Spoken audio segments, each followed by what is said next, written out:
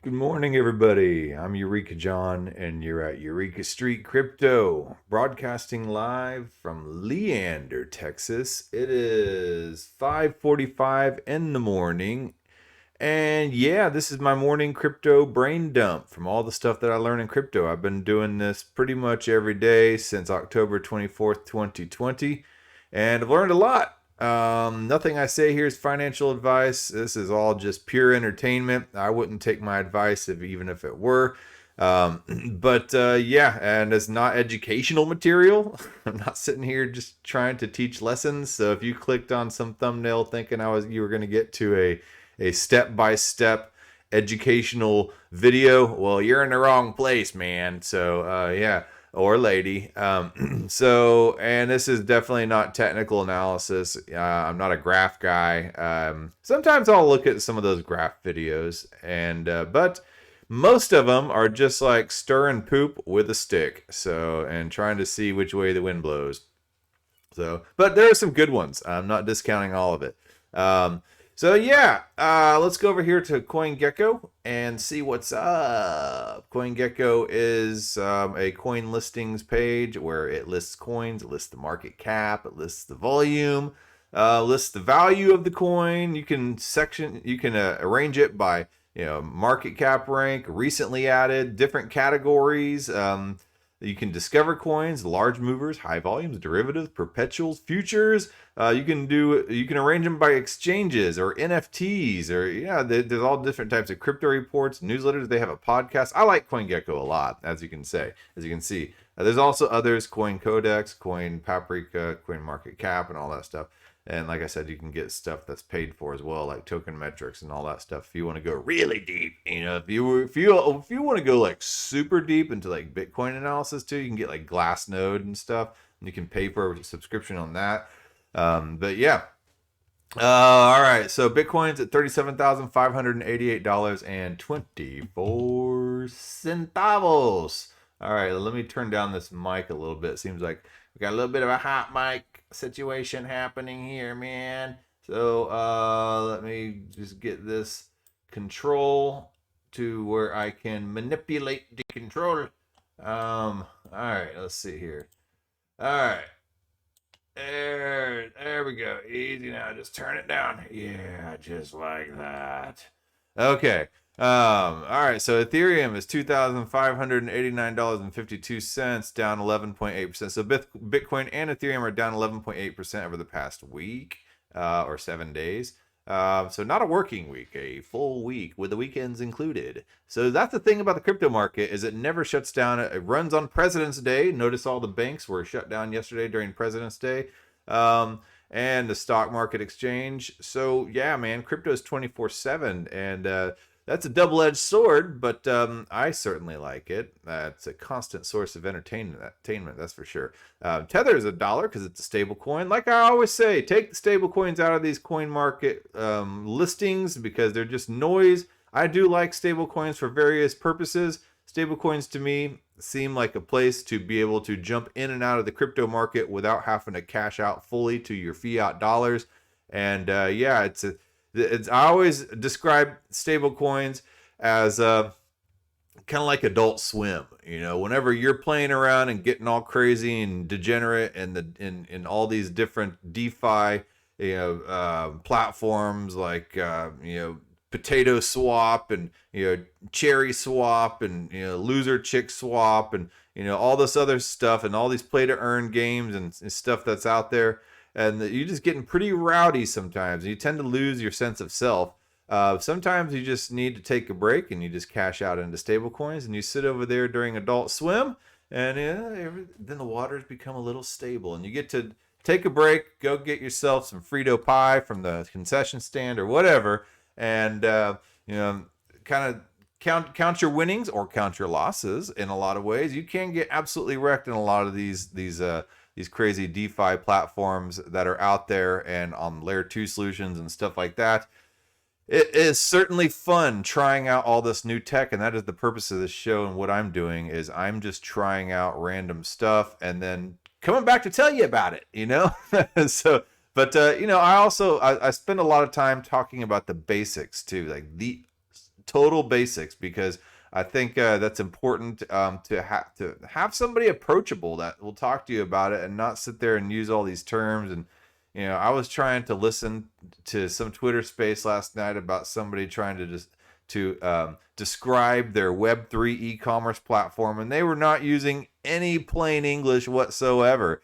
Then finally someone came in and they're like, oh, so it's like Amazon or eBay, but you plug your Web3 wallet to it. I'm like, well, why didn't anybody say that in the first place? Like they spent 30 minutes describing, I don't know what the hell they were talking about, but yeah. And then finally somebody came on and said that. I was like, oh, okay, I get it. Use metaphors. Americans love metaphors. We do. So, all right. So Binance Coin is 364.68, down 9.6%.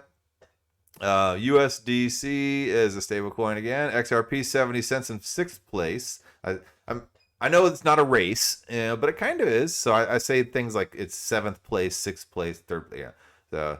All right, Cardano, 86 cents, down 18%. Solana, 84.91, down 12% in the past 7 days. Terra, down 4%. Everything's down in the past 7 days, that's for sure. Polkadot is 11th place, down 12.8%. Avalanche, down 12.4% to 71.78. Doge down. It's down 11.3% to 0.129. I haven't heard Elon Musk talking about the Doge lately. But speaking of Elon Musk, here's a little meme that he posted, I guess, yesterday at 5:22 p.m. Maybe that's Pacific time, who knows? But he did that whole meme where it shows the guy walking down the street and his girlfriend, he's looking at some other girl and the girl's getting jealous. That classic meme. Well, of course, now the page wants to reload while I'm streaming. But anyway, it shows him looking at pirated type of video streaming software, and his girlfriend is Netflix, right? And so, hold on. Oh God, why is it right now? Okay, so no, okay, it showed the 2 versions of that meme. All right, so let me get over here to Twitter. All right, so the top version of that meme was the guy, the boyfriend, looking at Netflix, the pretty girl, and then his girlfriend is the Pirate Bay. I mean, I'm assuming pirated, videos, pirate software, and stuff like that. She's all jealous because he's looking at Netflix, and maybe that was pirated DVDs back in the day. I don't know.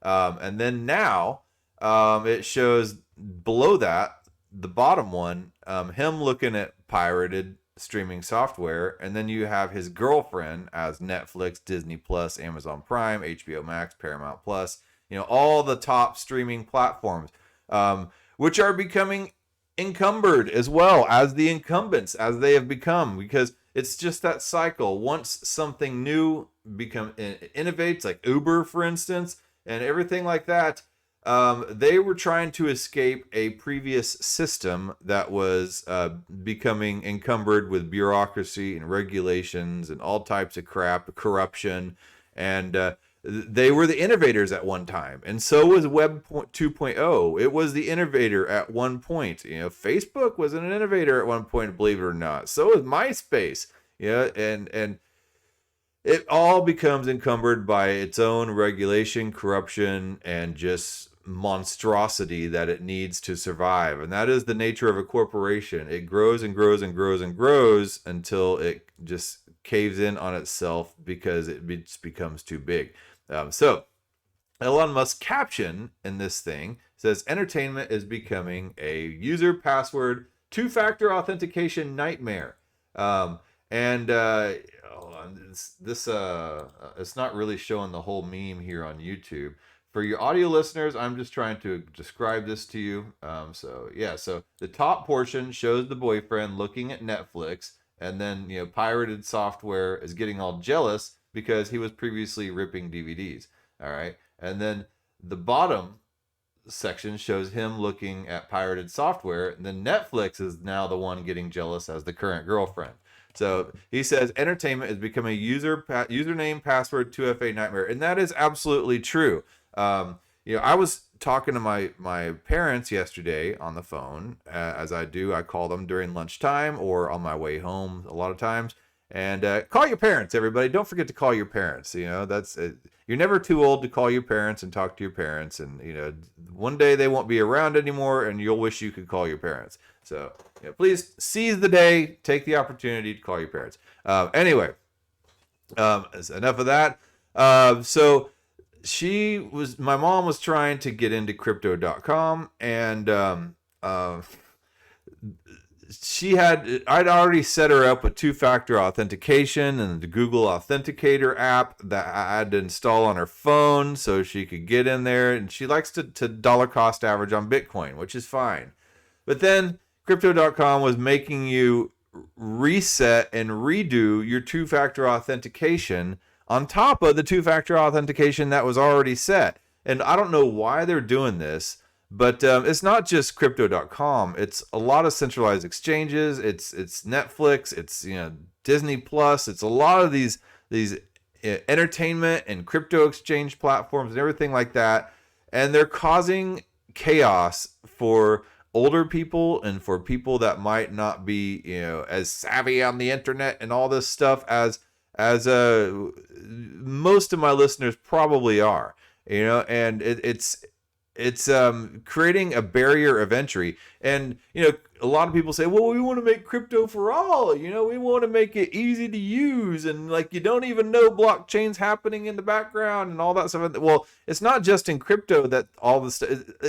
It's the whole idea of this KYC, this two-factor authentication on top of two-factor authentication, and all these different having to switch back and forth between apps, having to remember codes to get in your phone, then you have to remember that authenticator app, and you have to write it down quick enough between that 30 seconds that it's on the screen, and it's a lot for a lot of people, and I'm sitting there trying to explain this over the phone, and I'm just like, oh my God, dude. Okay. It's not my mom's fault, and it's not anybody else's fault who just don't spend a lot of time on the internet, and a lot of people have vocational jobs as well. They're out there, doing framing on houses and stuff like that. They don't have a lot of time like I do, because I sit behind a computer all day, to mess around and learn with this type of stuff. So it's creating this division, and I don't know what to do about it. But I just thought Elon Musk's tweet was poignant, and it wasn't poignant only for streaming software, but it was poignant for the situation that I found myself in yesterday, trying to explain how to add in a new two-factor account and the authenticator on top of the two-factor account that was already there, and how to get the setup key off of crypto.com. And man, and then I saw this meme, and I was like, dude, that's exactly the problem right now. What's going to happen is a lot of these platforms are going to end up falling on their face because of security, and then that'll make the case for biometric digital ID. And they say, well, it's so easy, and then they can track every single thing you do. They can turn on and off whatever you have access to by a social credit score, and that becomes the dystopian nightmare. And yeah, we don't want that, that type of centralization, but this is what leads to it. And so there's got to be some kind of alternative thing. And I guess that would be a fully decentralized digital ID. But that's the thing. I love the whole concept of a completely decentralized digital ID, but you're skirting the line there on you're playing with fire, and fire dancers are beautiful and wonderful if they know how to do it right. But you give fire to somebody who can't handle fire, then it's very dangerous, And that's the thing about this digital ID. It's a slippery slope into a dystopian nightmare. It could provide the key to a lot of these solutions, to a lot of these issues that are going on with all this crazy, two-factor authentication and stuff like that. But at the same time, it could lead to a dystopian nightmare. So anyway, enough of that. I had an agenda on my mind because yesterday I was talking about, and my internet seems to be acting up on me and all this stuff as well now. But whatever, I'm still going to proceed because that's what I do. Good, bad, or ugly, this show goes on. Every single day I try. I got a little burnt out a couple weeks ago, but I haven't really been burnt out since I got back from Denver. I got a new fire in me. I'm ready to go again. I wanted to talk about the Clipper Exchange. It came out of Shipyard Software, and I know I was talking about MIDAO, or MIDAO is how I thought that it was pronounced, but it's actually MIDAO, MIDAO.org, and that is a DAO establishing company that helps people incorporate DAOs in the Marshall Islands. And I know I've been talking about that for the past couple days, but that was one of the cooler ideas and projects that I saw come out of DAO Denver in the presentation, and I just thought it was cool because it taught me a whole lot about how LLCs are and corporations are founded, and then the differences in the provinces and the countries and the states that these incorporations and LLCs are founded in, and why it makes a difference, and all this stuff with tax purposes and regulations, and then how DAOs are formed and how they are or are not recognized by legal entities as legal personhood and stuff. It's just a whole rabbit hole of stuff that you can go down, and that's one thing that I really love about crypto is just it's just like guaranteed freaking rabbit hole every single day that you go down on one or another topic. I mean, it doesn't matter. You could go down on some crazy Merkle tree rabbit hole or ZK Snarks, or you could go down the business rabbit hole or some kind of governance rabbit hole or a philosophy rabbit hole. It all, leads back. It all has crypto as its source, man. And so, or game theory or programming rabbit hole. You could, I don't know. But anyway, there are many directions you can go, and so I kind of went down the direction of the whole, company founding, DAO founding, LLC founding rabbit hole, and I found that Shipyard Software is a software company that ships software, and they are the first DAO, because they're a DAO-based project, to come out of the Marshall Islands with the help of MIDAO. And Shipyard Software happens to have a DEX as one of their first and main products now, and they also have a podcast. And so let's take a look. I'll see if this will come up. If for some reason it wasn't coming up, their DEX, even though I had it up on my screen last night, and then now this morning it doesn't want to come up. So I don't know, man. Things have just been kind of wonky this morning, and that's how it goes sometimes. But anyway, so yeah, it's not pulling up. It's pulling up on my phone just fine. I have the docs here that I can at least look at. So I don't know what the deal is. Maybe I need to clear my cookies, but I don't feel like doing that right now. It's basically just kind of looks like Uniswap. It looks like any other decentralized exchange. If you want to see what Uniswap looks like, I had Uniswap pulled up.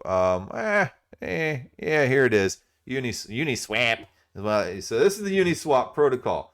Let me get this screen all corrected for you. So this is Uniswap. Always check the top address bar. Make sure it says uniswap.org. But Uniswap is an example of an automated market maker. And so I wanted to talk a little bit about what automated market makers are today, what some of the components of them are, what makes them that, and then the difference between automated market makers and order books. Because I think that's a really important concept for people to understand, because automated market makers really kind of I think, brought Ethereum to kind of a real use case for a lot of people back in 2000 when DeFi happened and stuff like that. That's for me anyway, when I kind of began to understand what Ethereum was and what smart contracts really were. Hold on while I eat a banana, and I got this Cayenne Cleanse kombucha tea. It's good. It's got a kick to it. Put some hair on your chest. You know, I got some hair on my chest. You know, it's not too much. You know, I'm not like a rug, but you know, I got some hair on my chest. Yeah, man. All right, so I'll launch this app. And yeah, you don't want to hear about the hair on my chest. You know, I don't wear a gold medallion with a huge rug, so that's not something that I'm into. Anyway, so all right, so let's see here how Clipper works. All right, so let's just go to this while Uniswap is loading. All right, so Clipper was designed to give traders the best prices, including fees, slippage, and gas for their small trades under $10,000 on the pairs they trade most. So an automated market maker is a piece of code. That's all it is. It's a protocol that's not owned by anybody supposedly, and that's put up on the internet as a website, and people can go in and out of that protocol, and the code does all the work, and then people in a DAO or whatever vote on governance on the protocol and what changes can or can't be made to the protocol and things like that. But that's kind of the basis of an AMM. And an automated market maker is just that. It is an automatic market maker in which people can basically crowdfund and provide the liquidity to the pool. Now, if you don't know what liquidity is money that is readily available to be used. All right. And believe it or not, when I first started out getting into crypto, I have zero financial education, folks. When I first started getting into crypto, I didn't know what liquidity was. I didn't know what LP was. I didn't know what automated market maker was. I did not know what order books are. I did not know what any of that stuff is. I did not know what shorting or longs or futures or any of that stuff is. And I've had to teach myself all that, because don't take it for granted that you know what this stuff is. And if you were taught this stuff in school or college, then more power to you, man, because I wasn't. I majored in Spanish in undergrad, and then I went to seminary and learned theology. So I'm good on the philosophy and theology side, that's for sure. And I know how to research things and write a paper. So I'm really good at grammar, but yeah, as far as a lot of this financial and mathematical concepts, it's all new to me, and it's not that I don't understand them. I do. I'm just learning them, for the first time. I'm seeing them for the first time. All right, so okay, so let's go to order books versus AMM. I found this blog. This was written in like November 2020, so it's a little old. But anyway, here's a little description about the differences between decentralized exchanges, which are automated market makers, and then centralized exchanges. And I try to explain this to my parents as well all the time. If you are in Canada, get your freaking Bitcoin off of these centralized exchanges. That's all I'm saying. Right now, with all this crackdown and this freaking Nazism that's going on over there by the government, and yeah, you need to get your. I don't know if making a bank run helps or not, but at least get your Bitcoin off of those centralized exchanges. They are trying to crack down and cut all funding to those protesters, which I think is completely screwed up, man. People should have the right to protest, and all they want to do is just push back on those protesters and be like, no, and they're not even like going to the negotiating table and trying to listen to what the people have to say. That is absolutely screwed up. But anyway, I digress. So yeah, they need to get their money off of Bitcoin. Obviously, GoFundMe, it was taking their donations and giving them to who they want to give to instead of who the customer wants to give them to. Yeah, messed up. I could go down a rabbit hole with that too, and I'm not going to today because I want to talk about this. Anyway, so Decentralized exchanges solved the middleman issue and helped traders swap cryptocurrencies quickly and with minimal fees. However, problems like liquidity persisted. And like I said, liquidity is the available money to be able to use. Like liquidation sale. That's all I knew about when I was a kid and I would drive by closed down furniture stores. Liquidation sale, everything must go. And this gave birth to a DEX called automated market making. Exchanges employing AMMs, which is automated market makers, claim this model solved the problem with a lack of liquidity. This model is definitely different from everything we've seen so far, but is it really better than the traditional order book model? So the order book model is whenever an exchange has their order books and they have an order come in saying, I would like to buy a XYZ token for $50, and so they match them up with a buyer, So they say, well, Joe over there's got XYZ token. So anyway, decentralized exchanges are still young and many platforms struggle with liquidity. This is right about the time, not too long after, it's in the same year that Uniswap came out, that this was written. Simply put, some crypto pairs are more difficult to exchange than others, and automated market makers aims to solve that. So yeah, you could come up with your XYZ token, and you could be like, it's the best crypto in the world. I got 10 million of it, 10 billion of it, and I want to put, USDC matched up with the equivalent amount of XYZ token up on Uniswap, and then you provide 50% of each side of that. And then each time a trade is made, because you provided liquidity into that pool, you get a percentage of that trade. So that's pretty cool, right? Yeah. However, there are some caveats. Anyway, so let's go down. So Binance's introduction to automated market maker uses a great metaphor to describe AMM, a robot that is always ready to quote you a price when you want to trade two assets. Let's go over here to Binance's page, Binance Academy. I don't use Binance Exchange because I can't, because I'm in Texas. So I've tried. I've used Binance Smart Chain and Pancake Swap with a VPN. Don't tell anybody. But I've tried to sign up for Binance, and I can't use Binance US because Texas won't even let you use Binance US. But anyway, they have good information sources. So what is an automatic market maker? You could think of an automatic market maker as a robot that's always willing to quote you a price between two assets. Some use a simple formula like Uniswap, while Curve, Balancer, and others use more complicated ones. And I still have yet to get my head wrapped around Curve. So not only can you trade trustlessly using an AMM, but you can also become the house by providing liquidity to a liquidity pool. This allows essentially anyone to become a market maker on an exchange and earn fees for providing liquidity. So yeah, you can trade, and you can trade trustlessly without having to worry about giving up all your private information. You don't have to do KYC, which is know your customer, and you don't have to do the whole, show your driver's license next to a utility bill, and then they with your face and being like, hi, this is the date, February 22nd, 2022. And then send it in, then do the waiting period. And then they finally and then give up all your life and your soul for it.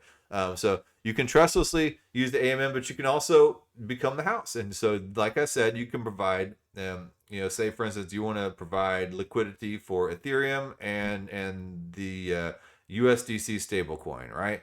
Unless you're a freaking whale, you're probably not going to make much off of that liquidity pool. So yeah, but anyway, AMMs have really carved out their niche in DeFi space. Due to how simple and easy they are to use. Decentralizing market making this way is intrinsic to the vision of crypto. So let's go take a quick look. This is Uniswap right here. And okay, so everything's in focus. And so you have these little tabs here: swap, pool, governance, voting, and then various charts. And so right here you can swap Ethereum, and there's a little drop down box, and it lets you choose tokens. Manage token lists, and it gives you all these token lists to choose from. Oh, I haven't connected my wallet, that's why. But anyway, whatever. Yeah. So, and then here you can choose the pool token, and then you connect your wallet, and you can create a new pool if one that you see is you have your XYZ token, and you don't see that pool there. So you want to do an XYZ USDC pool, yeah, you can provide that, or you can contribute to an already existing pool. So I probably should connect my wallet and just be able to show you this. But that, yeah, I mean that's the basis of it. I'm spending too much time on this part of it. So yeah, that's basically what an automated market maker is. A centralized exchange here. Here's Kraken, for instance, and let's go here. Let's go to prices, and yeah, it's just a centralized exchange. It shows you the order books. It shows you from lowest price, I believe, or you can arrange them different ways, down to highest price or highest price to lowest price of what's available for trade. So say, for instance, you want to trade Ethereum with USDC, it'll show the pairs that are trading and what prices they're trading at, and you can jump on a specific trade if you want. But it shows what's available and what the supply and demand are of people wanting to buy and wanting to sell, and then they help to match you to that. So that is the difference between an automated market maker and a centralized exchange. One centralized exchange, you have to give up all your freaking info and do KYC, and then they match you with buyers and sellers, and there's pros and cons to both. Okay, so AMM uses a mathematical formula that takes into account the current liquidity of trading pair and gives an instant quote to traders. In other words, instead of referring to an order book to get a price, you'll get it as a result of an algorithm. So math, right? So the primary advantage of automated market makers is there will always be liquidity for otherwise illiquid markets, at least while there are enough people to invest in a liquidity pool. AMM looks ideal for fragmented liquidity markets. Like I said, that weird XYZ token that your friend started up and you want to help support, and you're part of that DAO, and you want to take that to Uniswap, you can create that liquidity pool for that and get that token out there, and pitch the token and try to sell it on how amazing it is, and that the utility of the token will be amazing if you would just take that token to the platform and use it for whatever program or software or idea that they have going on over there. All right, so and that provides value to the token. So yeah, so that's a fragmented market because there might not be a lot of liquidity for that XYZ token, but something just like Ethereum and USDC, it's a little harder to get, Anyway, so automated market maker offers better user experiences, as traders will always get a price without getting too much into the whys and hows. True. Because if you're a newbie going into a centralized exchange and trying to use the order books and stuff like that, it can be pretty intimidating with all the graphs and the bars and all the lists of all these different prices, and you don't know what the pairs, and you're just like, what the hell, dude? So anyway, so take a look at Uniswap. Oh, here, swap. Look at how easy that is. Bam, bam. You want this, and you select that token. I mean, it's freaking easy. All right, so. However, liquidity pools aren't that big in automated market makers' dexes at the moment. That was in November 2020. So things have changed. There are more options. There are a lot more dexes out there, and decentralized exchanges. There are a lot of decentralized exchanges out there now, and there's a lot of specialized decentralized exchanges, which is why I started on the Clipper.exchange, which I will get to. How long have I been going? Okay. So, yeah. Oh my God, I'm already over time. All right. So anyway, so it goes into slippage to describe how much the order size affects the ultimate price at which a token was bought and sold. Okay. So the cool thing about Clipper is, Uniswap is, a lot of whales can trade on Uniswap, even though a lot of whales probably don't. But Clipper was designed to give traders the best prices anywhere, including fees, slippage, and gas for their small trades under $10,000 on the pairs they trade the most. I don't trade anything over $10,000, man. I'm just a plebe. So for those new to AMM design, fees are typically charged on every trade. So if you're the one that created the liquidity pool or contributing to the liquidity pool, you will benefit from those fees. And if it's a weird token or something like that, you can get potentially a lot of fees, but then you have to deal with impermanent loss, and that's a whole other rabbit hole I don't have time for. Fees are typically charged on every trade. They're measured in BPS, basis point. 1 basis point is 1% of 1%, aka 0.01%, and primarily go to cover the cost of capital from liquidity providers. Slippage is the amount by which the price worsens as the trade size increases. So finally, and then there's gas, the computational costs charged by the blockchain. So slippage, let's see here, where slippage is a term used to describe how much the order size affects the ultimate price at which a token was bought or sold. That means slippage will be low with small orders, but with large orders, slippage rises exponentially. For example, if an order takes up half of that liquidity pool, like you're buying half of that damn supply, colossal slippage would double the token price. Such massive slippage would never be acceptable in order book exchanges. So the whales don't want to deal with slippage. Little guys like you and me, we don't have to worry about too much about slippage. We're more concerned about the fees, right? So the core insight behind Clipper's design is that counterintuitively, more liquidity can be bad for the retail traders like you and me. In general, most automated market makers want as much liquidity as possible because it means less slippage. But after a certain point, more liquidity doesn't have any material benefit for small trades. It only continues to reduce slippage on large trades. Put another way, the slippage on a $1,000 trade is virtually the same with a $100 million pool and a $1 billion pool. Even worse, more liquidity can be counterproductive. That's because more liquidity in an automated market maker, the more the automated market maker needs to charge traders in fees to attract such large amounts of liquidity. So they got to raise their fees to get a lot of liquidity to accommodate these freaking whales, right?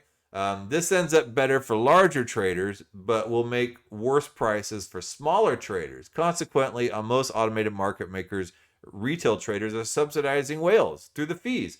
So they got to raise the fees in order to accommodate the large liquidity, and and it sucks for the smaller traders.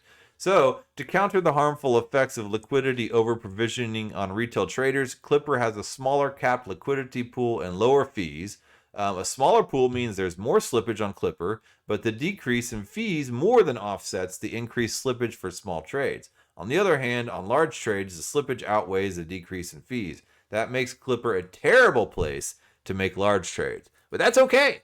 Clipper is for the self-made trader, and let the whales and hedge funds go elsewhere. Seriously, man. And then it goes into all the details of it, but I wanted to read that paragraph about slippage, fees, and gas. It's really important. Clipper about gas. Clipper optimizes gas by using a novel closed form invariant that is a simple equation and thus computationally inexpensive to calculate. Through dedicated optimization, trading with Clipper should take about 100K on gas, on par with the CPMM. I'm not sure what CPMM is. Is that Clipper Proactive Market Maker? I just learned PMM, what that was, Proactive Market Maker, this morning. So I learned all this stuff as I go along. And then it's an entire paragraph about impermanent loss. And just real quickly, impermanent loss is what happens whenever you're providing liquidity, 50% Ethereum and 50%, let's say Chainlink, right?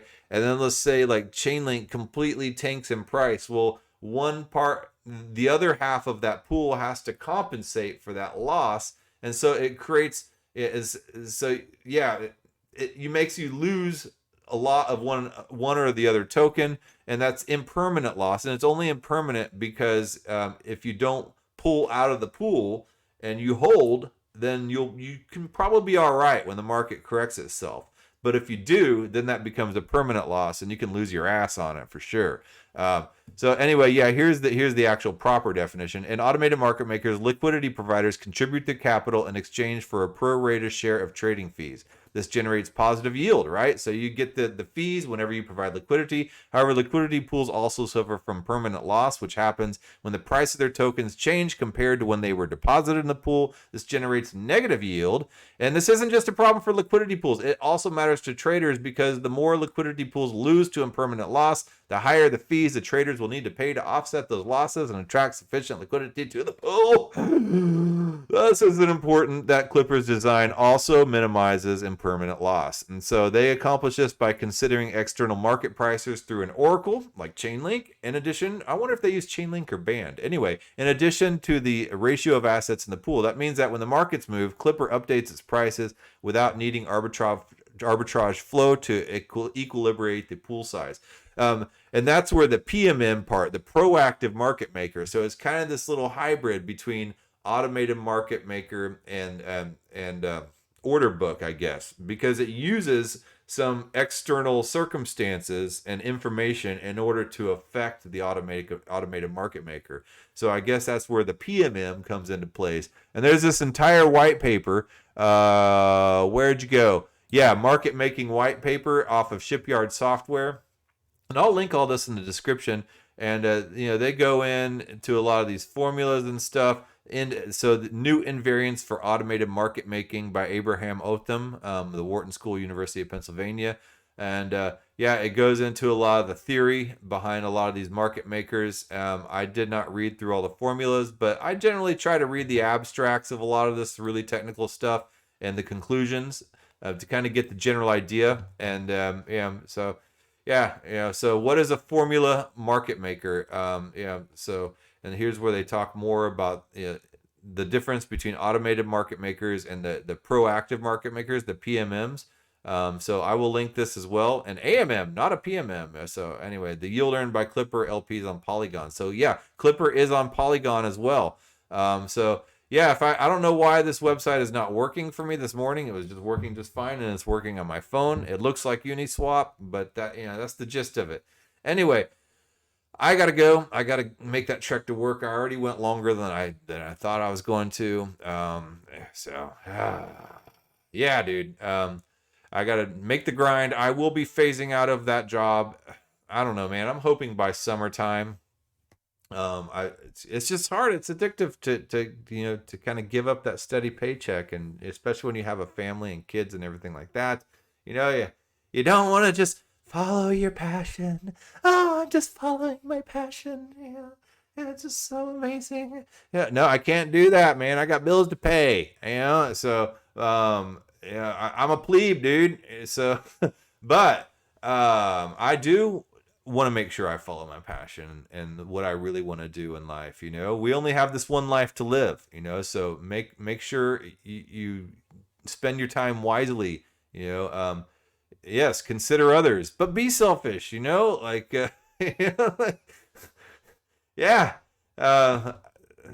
time with your family, but don't give up yourself as well. And a lot of times don't work so hard that you don't spend time with your family, or follow your own passion. I don't know. I don't want to sit here and preach. It's not what I do. All right. That being said, I got to get on out of here. I got to make that trek. So, all right. I will talk to you guys later. All right.